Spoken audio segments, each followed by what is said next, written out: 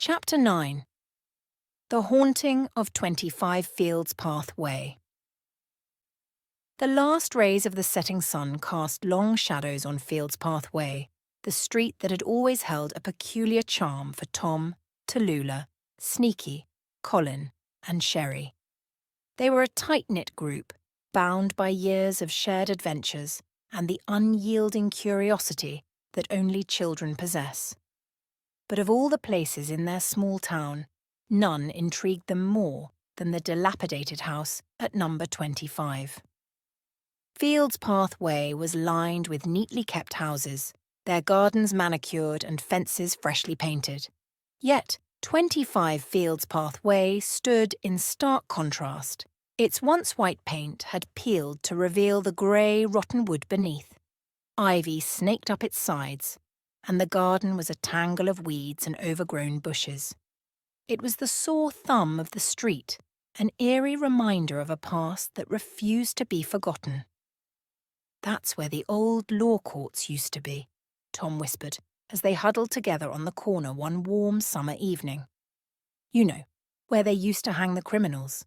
Tallulah shivered, despite the heat. "And those cats," she added, pointing to the several felines prowling around the house. "They're not just cats. They're the souls of the hanged, walking the earth to seek vengeance." Colin, ever the skeptic, tried to play it cool, but even he couldn't hide the unease in his voice. "You really believe that old woman talks to ghosts?" he asked, glancing nervously at the house. Sherry nodded solemnly. "She does more than talk to them. She casts spells and does their evil bidding. Have you ever seen her with that water hose? She walks around the old courthouse grounds, spraying the pavement. She's trying to douse the very flames of hell." Sneaky, who had earned his nickname for his penchant for slipping into places unnoticed, leaned in closer. "And what about her husband? He blasts that heavy metal music to keep the undead soothed and calm. It's the only thing that keeps them from wreaking havoc."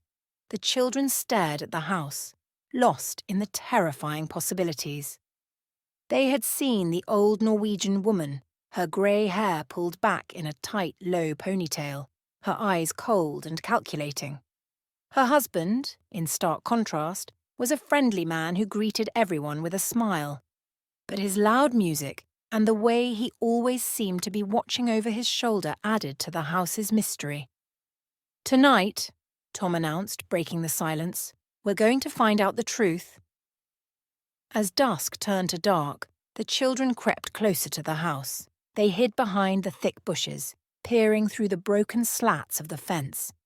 The air was thick with tension, every rustle of the leaves and creak of the old house sending shivers down their spines. Suddenly the front door creaked open.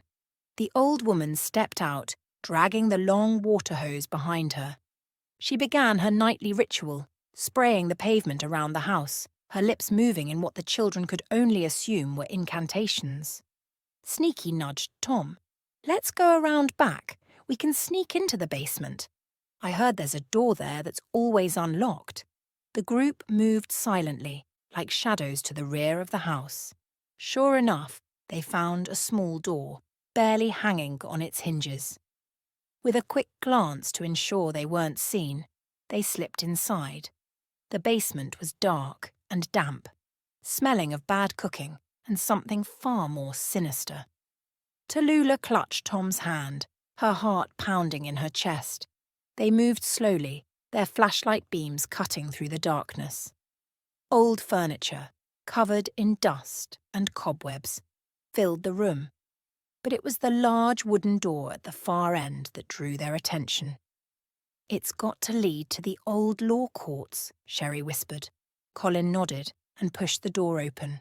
What they saw on the other side took their breath away. The room was filled with strange symbols and jars of unidentifiable substances. An ancient-looking book lay open on a table, pages filled with strange writings and drawings. "She's casting spells, all right," Colin said, his voice trembling. A sudden loud noise from above made them freeze. Heavy metal music began to blare, vibrating the walls. The children exchanged terrified glances. They knew the husband was trying to calm the spirits, but it also meant he was aware of something they weren't. "We need to get out of here," Sneaky urged. As they turned to leave, they heard the basement door creak open. The old woman stood there, her silhouette framed by the dim light from upstairs. Her eyes were dark pits of malevolence, and she held a large, gleaming knife in her hand. "What do you think you're doing here?" she hissed. Without another word, the children bolted. They scrambled out of the basement and raced through the overgrown garden, hearts pounding, not daring to look back. They didn't stop running until they were safely back on the corner of Fields Path Way, panting and wide-eyed. "We have to tell someone," Tallulah gasped. "She's dangerous."